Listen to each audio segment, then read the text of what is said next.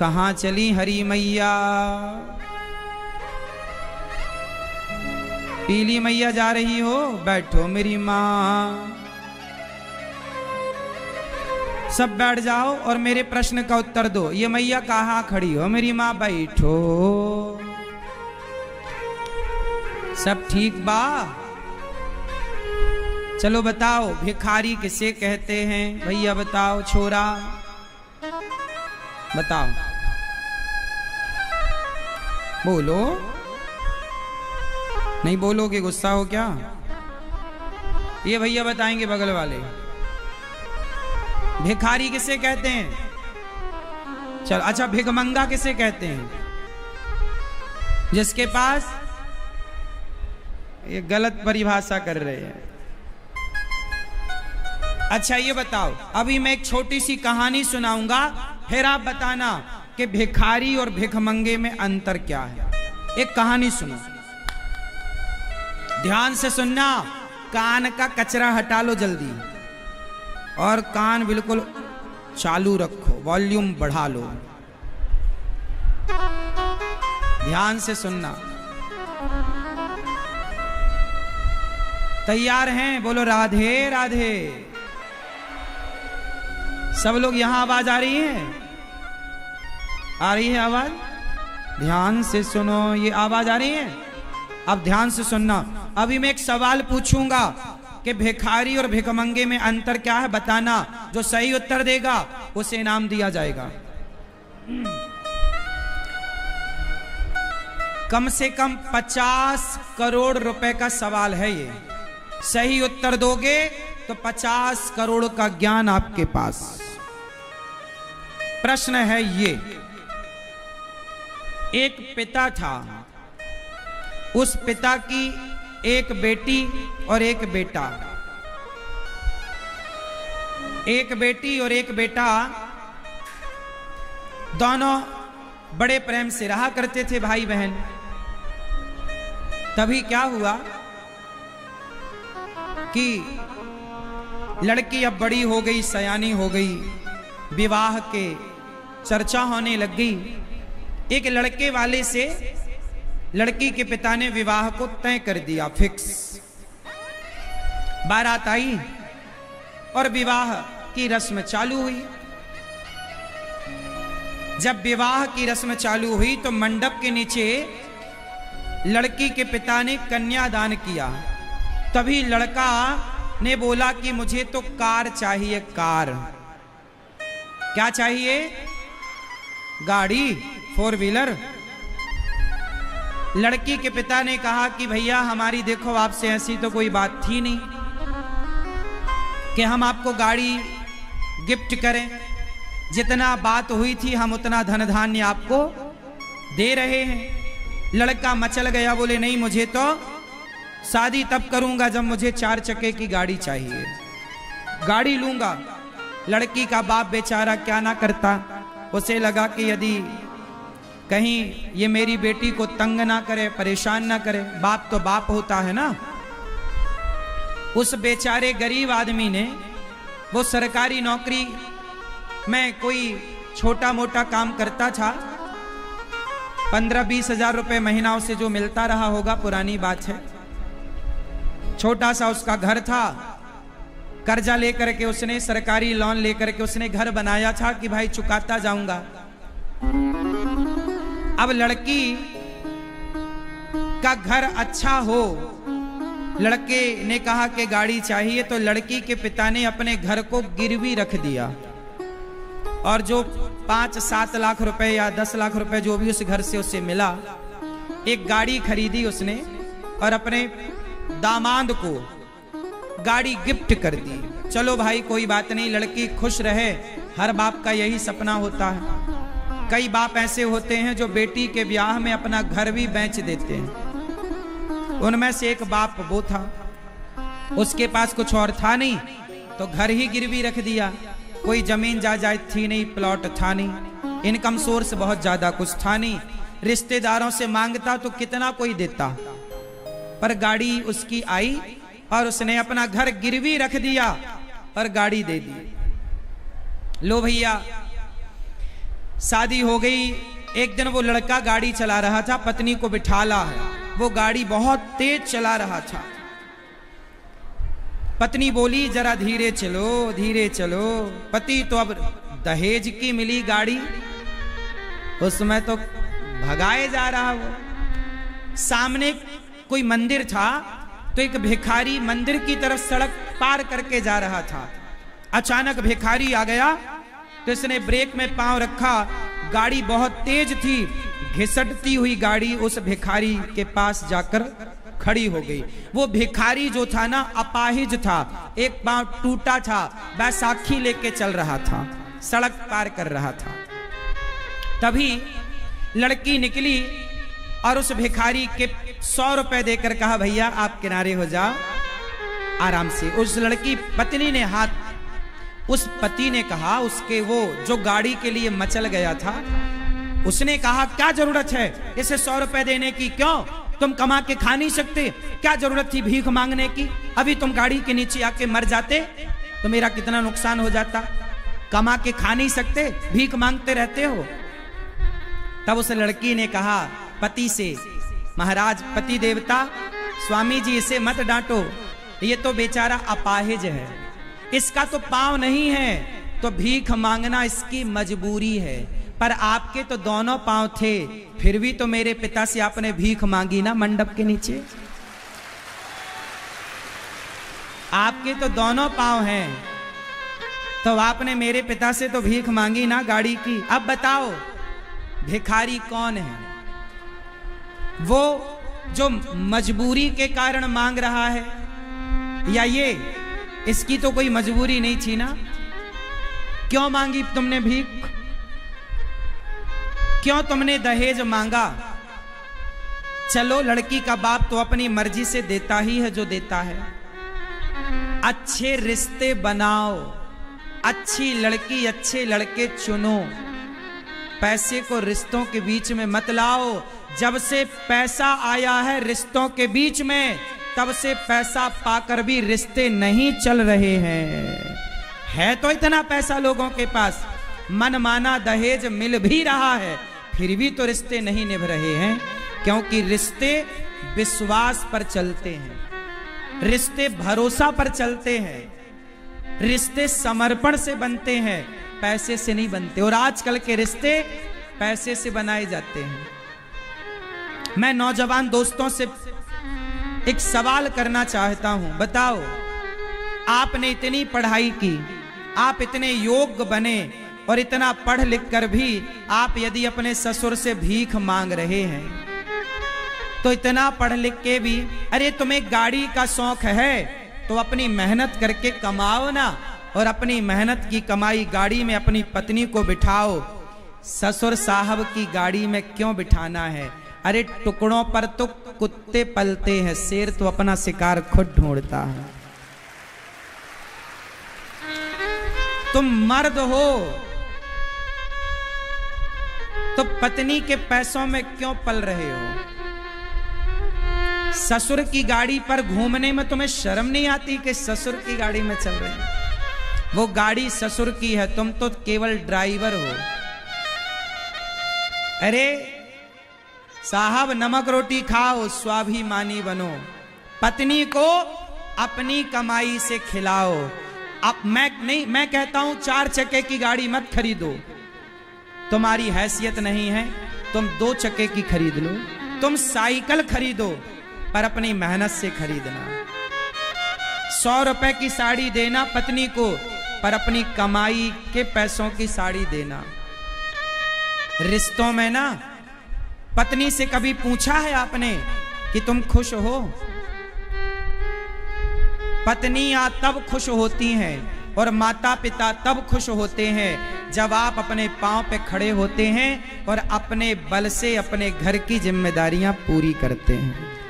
तब माँ बाप भी खुश होते हैं कि मेरा बच्चा योग्य हो गया, और पत्नी भी प्रसन्न होती है कि हाँ मेरा पति मुझे कमा के खवा सकता है, मेरे पति के अंदर गुण है।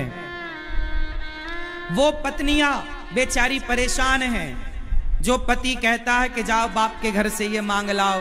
कितने पुरुष हैं जो पत्नी को टॉर्चर करते हैं, कि जाओ तुम ये दहेज लाओ, ये मांग के लाओ। अरे तुम निकम्मे हो, तुम्हारी रगों में खून है कि पानी है?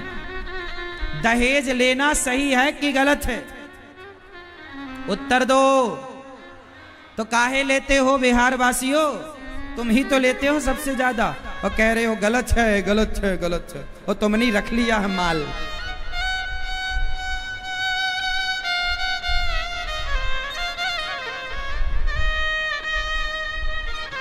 टुकड़ों पे कौन पलता है? जोर से। टुकड़ों पर तो कुत्ते पलते हैं, कुत्ते। शेर तो अपना शिकार, हाँ, तो शेर बनोगे कि कुत्ता? कुत्ते बनोगे। तो दहेज लेने वाले कौन हैं? दहेज लेने वाले, जोर से, जोर से। पूरे बिहार के घर घर तक मेरी ये बात पहुंचा देना कि दहेज मांगने वाले कुत्ते होते हैं।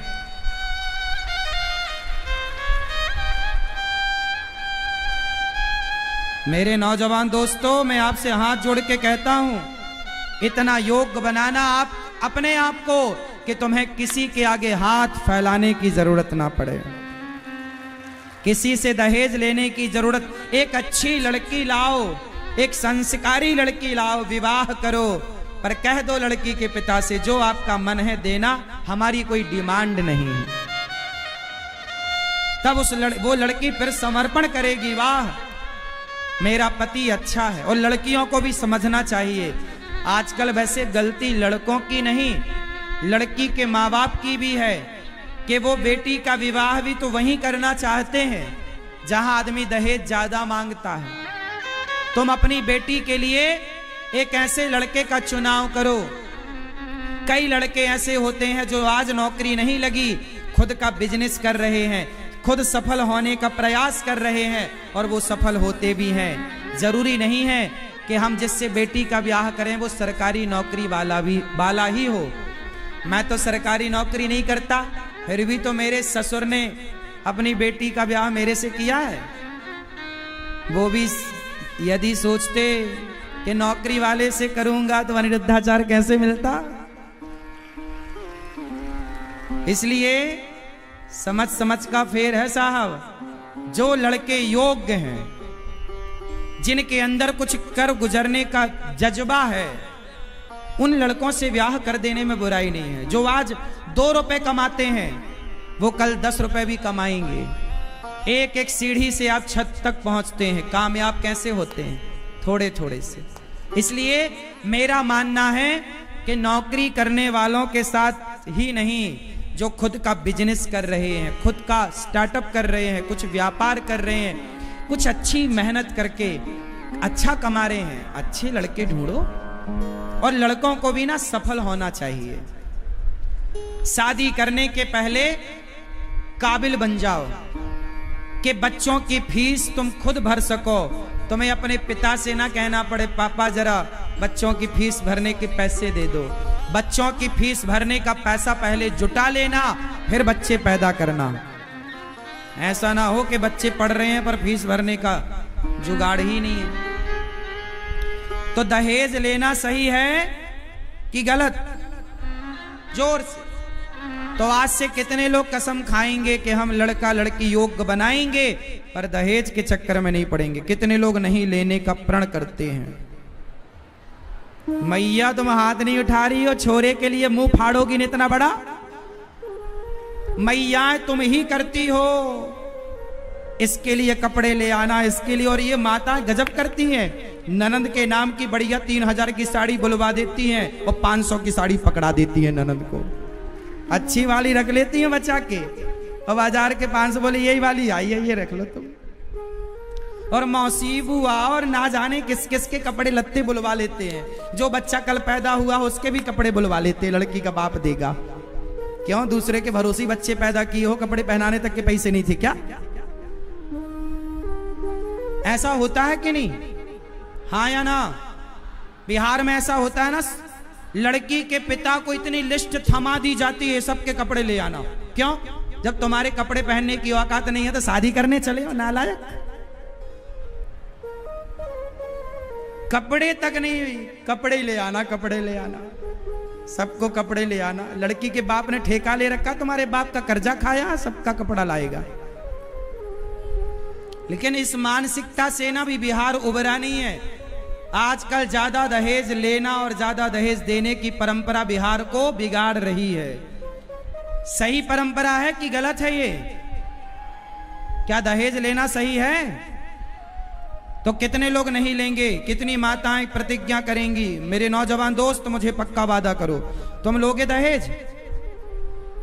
क्यों छोटू, आप लोगे दहेज? क्यों? आपकी शादी होगी? पी ले, दहेज लोगे? कितना लोगे? नहीं लोगे? हाँ, अच्छी लड़की लाओ, अच्छा लड़का ढूंढो, अच्छा योग्य लड़का हो, व्यसन ना करने वाला लड़का हो, शराब ना पिए, गांजा ना पिए, लड़की चरित्रहीन ना हो, अच्छी समाज की, अच्छे परिवार की, अच्छे घराने की लड़की हो, अच्छे परिवार का लड़का हो, विवाह करो। रिश्तों में पैसा महत्व नहीं देता, पैसा शोभा नहीं देता।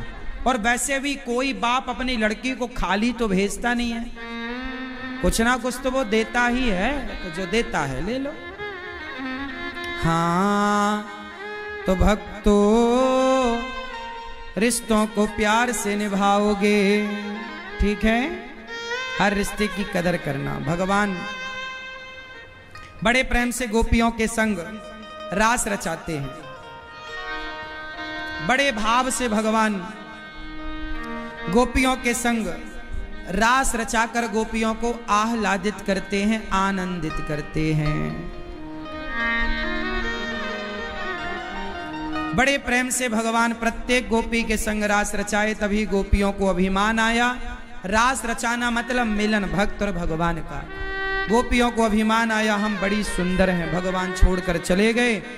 गोपियों ने गीत गाया, गोप्यः ऊचुः जयति तेधिकम् जन्मना ब्रजः श्रयते इंदिरा शाश्वदात्रे जयति दश्यता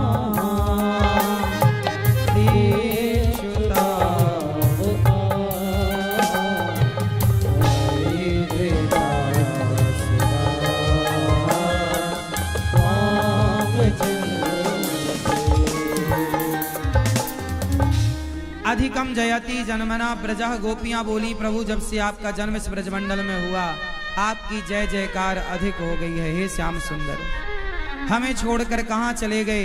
सारी गोपियां विरह की अग्नि में डूब गईं। हे गोविंद, हमें छोड़कर ना जाओ। तब भगवान गोपियों के प्रेम के जब सारी गोपियों ने मिलकर गीत गाया, और सब गीत गाकर जब पुकारती, तब भगवान गोपियों के मध्य प्रकट हो जाते। और गोपियों के संग भगवान ने महारास रचाकर गोपियों को आह्लादित किया। बोलिए रास रासेश्वर भगवान की जय। बोलिए रास रासेश्वर भगवान की जय। जय जय श्री राधे, जय जय श्री राधे। अच्छा, भगवान ने सारी गोपियों के संग नित्य रास रचाया। आज भी ठाकुर जी का ये रास का क्रम आज भी चल ही रहा है। इसके बाद भगवान सुदर्शन और शंखचूड़ का उद्धार करते हैं, अरिष्टासुर का उद्धार करते हैं। केसी और व्योमासुर नाम के दैत्य को भगवान ने मारा है। इसके बाद अक्रूर जी भगवान को लेने के लिए वृंदावन आए, और भगवान 2 दिन का कह के गोपियों को मथुरा चले गए। 2 दिन बाद आऊंगा ऐसा कहकर भगवान गए हैं। गोपियां इंतजार कर रही हैं, रथ के आगे लेट गईं। भगवान बोले बस 2 दिन की बात है, कहकर मथुरा गए। मथुरा भगवान कंस को मारने गए हैं। धोबी पर भगवान ने कृपा की, दर्जी और सुदामा नाम के माली पर भगवान ने कृपा की। दर्जी और सुदामा नाम के माली पर भगवान ने कृपा की, कुब्जा पर भगवान ने कृपा की। कुब्जा भगवान कंस को चंदन लगाने जा रही थी कि तभी भगवान ने कुब्जा से कहा, अरे सुंदरी। कुब्जा ने पहली बार सुना कि मुझे किसी ने सुंदरी कहा है। पलट कर जवाब दिया, कौन? मैं हूं, क्या मुझे चंदन दोगी? कुब्जा ने कंस का चंदन भगवान को लगाया। भगवान ने कहा है, कुब्जा तुमने हमें चंदन देकर सुंदर बनाया, हम भी तुम्हें सुंदर बनाएंगे। कुब्जा के पांव पे अपना पांव जमाया, हल्की सी ठोकर मारी, कुब्जा की कुबड़ अंदर हो गई। कुब्जा कुरूपवान थी, भगवान ने स्वरूपवान बना दिया कुब्जा को। कुब्जा की कुबड़ को भगवान ने दूर कर दिया। ये कुब्जा कौन है? ध्यान से सुनो। मैया बैठ जाओ मेरी माँ। कुब्जा पिछले जन्म में कौन थी बताओ? कुब्जा पिछले जन्म में कौन थी? सूपनखा। रावण की बहन का नाम क्या था? लक्ष्मण जी ने नाक काटी ना, नाक कान काटी, वही सूपनखा त्रेता वाली द्वापर युग में वही कुब्जा बनी और भगवान ने उसे स्वीकार किया। त्रेता में स्वीकार नहीं किया, द्वापर में स्वीकार किया। अच्छा ये बताओ, सूपनखा कहती है, राम जी आप बहुत सुंदर हैं, हम आपसे विवाह करना चाहती हैं। अच्छा ये बताओ, आखिर कुब्जा राम को ही तो चाह रही है और राम को चाहना गलत थोड़ी है। कुब्जा को प्यार किससे हुआ? बोलो, कुब्जा को किससे प्यार हो गया? अच्छा सूपनखा को किससे प्यार हुआ? कुब्जा, सूपनखा बोली, राम हम आपसे प्यार करते हैं, हम आपसे विवाह करना चाहते हैं। विवाह ही तो करना चाहती थी ना सूपनखा। तो सूपनखा को राम से प्यार हो गया। तो बताओ, राम से प्रेम करना सही है कि गलत है? बोलो। हम सब तो यही कहते हैं कि भगवान से प्यार करो, भगवान से प्रेम करो। तो सूपनखा तो प्यार करती ही थी, बस गलत कहां हो गया जानते हो? सूपनखा राम को तो चाहती थी पर सीता माता को नहीं चाहती थी, और रावण सीता मां को तो चाहता था पर राम को नहीं चाहता था। इसलिए हमारे यहाँ सनातन में अकेले सीता की पूजा नहीं है, अकेले राम की पूजा नहीं है। हम लोग जब भी पूजा करते हैं दोनों की युगल उपासना करते हैं, सीता राम की करते हैं। दोनों को चाहो, एक को नहीं। इसलिए हमारे यहां एक की उपासना नहीं है। सीता राम, राधे श्याम, गौरी शंकर, लक्ष्मी नारायण, युगल उपासना। किसकी उपासना है? बोलो जोर से। युगल मतलब साथ, दोनों की। तो हमारे सनातन में युगल उपासना है। और वही सूपनखा कुब्जा बनी, चंदन लेकर भगवान उसकी कुबड़ ठीक करते हैं। इतना सा चंदन लिया और उसका स्वरूप बिल्कुल सुंदर बना दिया। भगवान ऐसे हैं जो इतना सा लेते हैं और इतना देते हैं।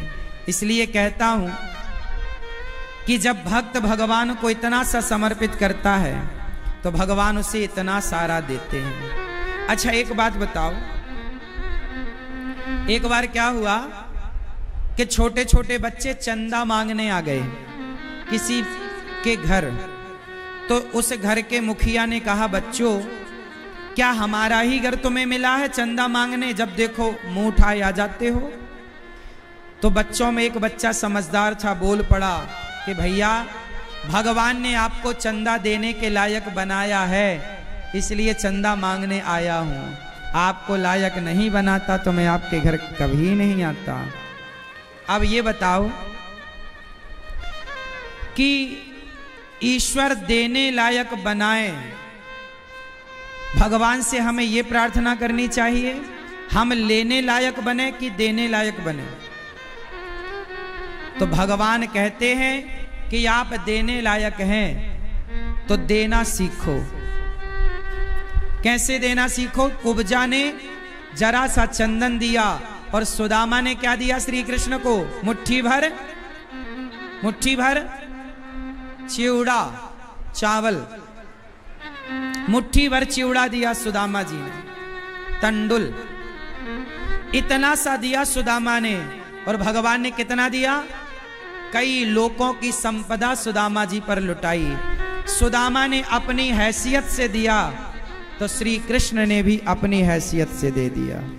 भगवान कहते हैं पहले तुम दो फिर हम देंगे, तुम जैसा दोगे वैसा हम देंगे। इसलिए कहता हूं कि आप लोगों को ईश्वर ने यदि देने के लायक बनाया है तो इन हाथों को देने के लायक बनाया है तो बढ़ाओ। ये अनिरुद्धाचार्य, मैं आपके सामने एक बात कहूं, मैं एक बात सदा सोचता हूं। एक बार मैंने सोचा कि देखो बकरा मरता है तो बकरे का चमड़ा काम आता है, हाँ या ना? बकरा का चमड़ा काम आता है। शेर मरता है तो शेर का चमड़ा काम आता है, हिरन मरता है हिरन का चमड़ा काम आता है, ऊंट मरता है तो ऊंट का भी चमड़ा काम आता है। लेकिन ये बताओ कि हम मरेंगे तो क्या हमारे चमड़े का जूता बनेगा? शेर का, बकरे का, हिरन का चमड़ा तो कहीं ना कहीं काम पर आता है, लेकिन जब अनिरुद्धाचार्य मरेगा तो हमारे चमड़े का तो जूता भी नहीं बनेगा। तो मैंने सोचा कि मैं मरने के बाद तो किसी के काम आ ही नहीं सकता, इसलिए मैंने सोचा कि मैं क्यों ना किसी के जीते जी काम आऊं। इसलिए ये दास अनिरुद्ध, मैं कोशिश करता हूं कि मैं किसी के जीते जी काम आऊं। और ये दास अनिरुद्ध आप सबके आशीर्वाद से काम आता भी है। अच्छा ये बताओ कि हम किसी काम पे आ रहे हैं कि हम धरती के बोझ हैं? उत्तर दो। हम किसी काम आ रहे हैं देश के? हाँ, गौरी गोपाल आश्रम में 285 से अधिक वृद्ध माताएं हैं। उन माओं के अपने बेटों ने उन्हें घर से निकाल दिया, हाथ पकड़ के बाहर कर दिया। जो माताएं बेचारी फुटपाथ पर रहने को मजबूर थीं, भीख मांगने को मजबूर थीं, ऐसी बेसहारा माएं, कई माओं ने कहा कि अब तो हम मरना चाहते हैं, जब अपने साथ छोड़ देंगे। तो कितनी माओं ने सोचा हम तो मर जाते, पर गौरी गोपाल का सहारा मिल गया कि वो माताएं जी गईं। गौरी गोपाल आश्रम में उन माओं को रखा जाता है जिन माओं को अपने बेटे निकाल देते हैं, जो माएं फुटपाथ पर रहने को और भीख मांगने को मजबूर हैं। बताओ ऐसी बूढ़ी माओं की सेवा करना ये सनातन का प्रचार है, सेवा है या नहीं है? बोलो जोर से। इसलिए प्रार्थना करता हूं कि गौरी गोपाल आश्रम की इन सेवाओं से आप जरूर अपने आप को जोड़िए। आप भी किसी वृद्ध मां का सहारा बनिए। मेरे नौजवान दोस्तों, आप पैसा खूब कमाना, ये सोचना कि आपकी एक वृद्ध माता गौरी गोपाल आश्रम में रहती है और आपको किसी एक माँ को तो 2 वक्त की रोटी का सहयोग करना ही चाहिए। एक माँ को आप गोद ले लेंगे ना तो बहुत सहयोग हो जाएगा, बहुत मदद हो जाएगी। ऐसा है कि आप बताओ आपके घर में कितने लोग रहते हैं? बोलो, आपके परिवार में कितने लोग रहते हैं? 5 लोगों का परिवार है, 10 लोगों का परिवार है। आपके परिवार में 10 लोग या 5 लोग हैं और उन 5-10 लोगों के लिए आप सारी जिंदगी कमाते हो। लेकिन गौरी गोपाल आश्रम में तो 287 माताएं ही हैं। अब जब आप 5 लोगों के लिए इतना काम करते हो तो अनिरुद्धाचार्य को कितना काम करना पड़ेगा, तब जाकर के इतने सारे लोगों की सेवा होगी। बोलो हाँ या ना, जोर से। तो तो आप में से कितने लोग इन माओ के बेटा बनकर बेटी बन के साथ देने को तैयार हैं? जरूर साथ दीजिए। एक दिन का आप माओ को भोजन बंटवाओ के आज सारी माताओं को हम भोजन देंगे, आज हम नाश्ता देंगे। रात्रि का दूध आप दे सकते हैं, एक एक गिलास दूध मिलता है माताओं को। लगभग 40 से 50 लीटर दूध है ना, और अधिक ही ये दूध माताओं को बांटा जाता है, एक एक गिलास। रोज तो दूध देना ही है, रोज तो नाश्ता देना है। कोई ना कोई माँ रोज बीमार पड़ती है तो हॉस्पिटल भेजना है। लाखों का बिल तो हॉस्पिटल का आपको बताने में पता नहीं आपको विश्वास होगा कि नहीं, लगभग लाख रुपए तो लगभग हर दूसरे दिन हॉस्पिटल में जाके हमें देना ही पड़ता है, लाख रुपए। अब इतनी सारी माताएं हैं, कोई ना कोई माँ बीमार ही है आए दिन, और सारी माताएं वृद्ध हैं, तो दवाइयों का खर्चा, उनके खाने पीने का, और एक और खर्चा सबसे बड़ा क्या है जानते हो? माताओं के रहने के लिए अब जगह छोटी पड़ गई है, तो माताओं के लिए एक बड़ा घर बना रहे हैं, बड़ा आश्रम, जहां और माताएं रह सकें। क्योंकि रोज कोई ना कोई माँ आती है, बेटे छोड़कर चले जाते हैं माताओं को, पोता छोड़कर चला जाता है माँओं को। तो अब जो माँ हमारे द्वार पर आई है, अब हम तो से निकाल नहीं सकते ना भाई। बेटे ने तो निकाल दिया, बेटे ने तो बोल दिया तुम जियो कि मरो, हमें क्या लेना देना। लेकिन अब अपने द्वार पे आई है तो ये अपना धर्म है कि भीख मांग मांग कर ही सही उन माँओं की सेवा करूं। इसलिए आपसे कहता हूं कि माताओं के लिए जो आश्रम बन रहा है, एक ईंट जरूर अपनी ओर से लगाना मेरे भक्तों, क्योंकि वो पुण्य सदा जब तक वो इमारत रहेगी, जब तक वो माताओं के घर रहेगा, जब तक वहां माताएं रहेंगी, आपने जो सहयोग किया होगा उस आश्रम के निर्माण के लिए, उसका पुण्य आपको और आपके बच्चों को सदा मिलता रहेगा। यही है छाया।